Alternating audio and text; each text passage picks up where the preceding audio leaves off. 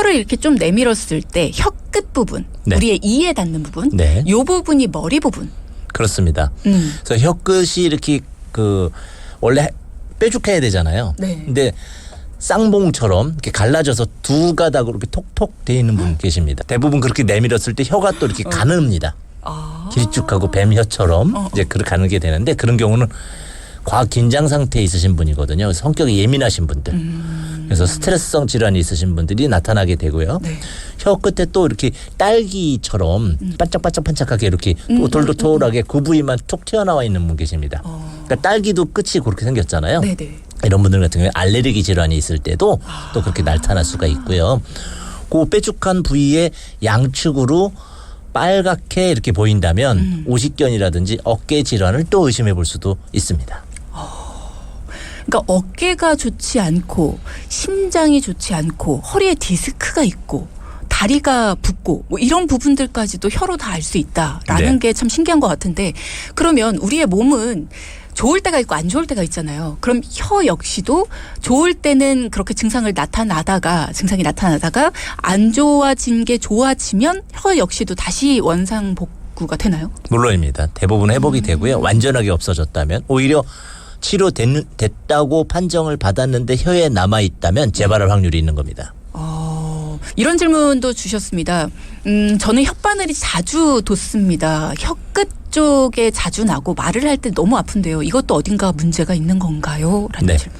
여러 가지가 있기 때문에 혓바늘도 굉장히 많은데 이제 심장에 열이 있을 때 혀 끝에만 주로 생깁니다. 심장의 열이 단순히 심장에 화기가 있는 경우도 있고 네. 스트레스에 의한 교감신경 흥분으로 인해서 오는 경우도 있고요. 그래서 난 혓바늘이 스트레스 받으면 그래요. 또는 이제 잠을 못 자면 그래요. 이런 원인에 따라 다를 수 있고요. 위장에 열이 있거나 그럴 때도 그럴 수가 있습니다. 설태에 대해서 조금 더 자세하게 여쭤보도록 하겠습니다. 그러니까 설태의 종류 중에 백태가 있고 황태가 있고 흑태가 또 있다 그러더라고요. 그렇습니다. 색깔에 따라서. 네. 이게 색깔에 따라서 뭔가 증상이나 원인 네. 이렇게 다릅니까? 그렇습니다.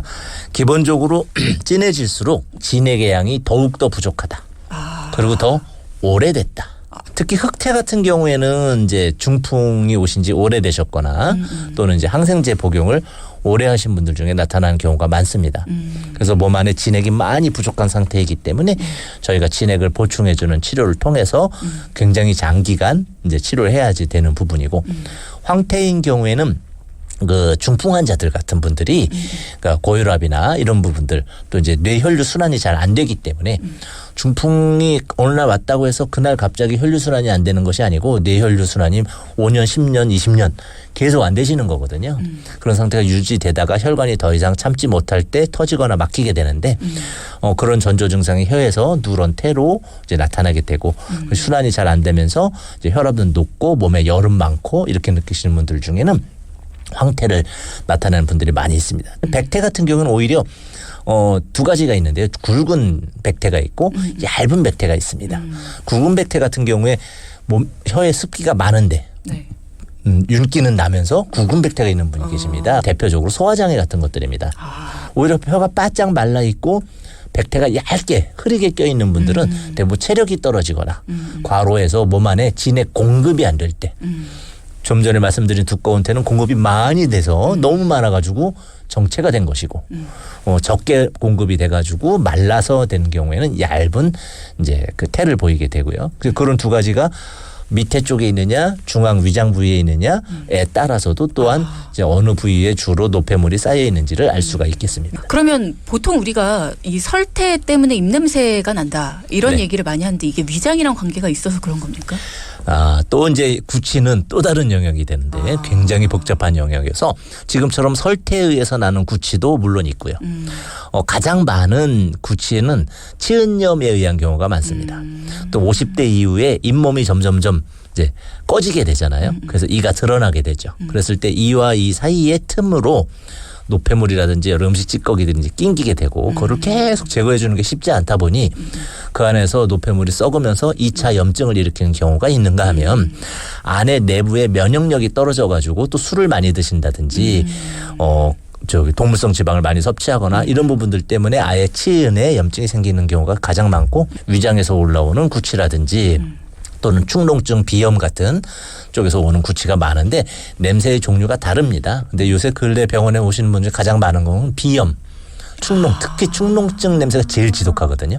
그래요? 네, 치은염 냄새가 다릅니다. 그러니까 치은염이라는 건 약간 피비린내 같은 냄새가 나고요. 비린내거나 썩은 내가 난다고 하는데 코에서 나는 냄새는 썩은 내이지만 조금 다른 곰팡이 썩은 내 같은 냄새를 보이게 되고요. 위장은 우리가 트림할 때 나는 신물 같은 그런 신트림 향 같은 걸 보이고 이제 이런 식으로 굉장히 다양한 구취의 영역이 구체적이네요. 있습니다. 네. 우리가 보통 양치를 하면서 혀를 닦으면 네. 설태를 닦을 수 있다라고 하는데 네. 건강 상태가 안 좋아서 낀 설태 같은 경우에는 닦아도 닦이질 않는다. 닦고 대략 한 15분 정도 지나면 다시 생성됩니다. 만약에 혀의 상태를 통해서 소화계통 질환 아니면 당뇨나 고혈압 뭐 이런 대사 질환도 진단이 가능하다면 네. 내가 혹시 몰랐던 질환을 알 수도 있을 것 같거든요. 알 수 있습니까? 보통 건강검진을 통해서 이제 발견하시는 분들이 많은데 췌장이라든지 간이라든지 침묵의 장기라는 간 또는 아직 초기 단계에서 혈액 검사에 검출이 되지 않는 수준 뭐 이런 것들인 경우에는 네. 발견이 안 되거든요. 네. 그것을 이상이 있을 수 있겠다라고 이제 추측해 볼 수 있는 도구이고요. 췌장염 같은 경우에는 혀의 중간 부위로 좌우로 길게 이렇게 문제가 이제 형성이 되고 또 이제 당뇨 같은 경우에는 이제 노란색 줄이 생긴다든지 이런 이제 특징을 보이기도 하고요.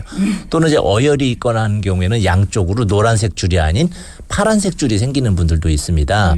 또 그런 것들이 많을수록 이제 속이 냉해서 이제 질환이 오시는 분들도 또한 해당이 되기 때문에 각각의 색깔 그리고 윤택함뿐만이 아니고 이제 그 위치 어느 부위의 갈라짐과 이제 태의 위치가 존재하느냐에 따라서도 이제 진단의 어떤 기준이 됩니다.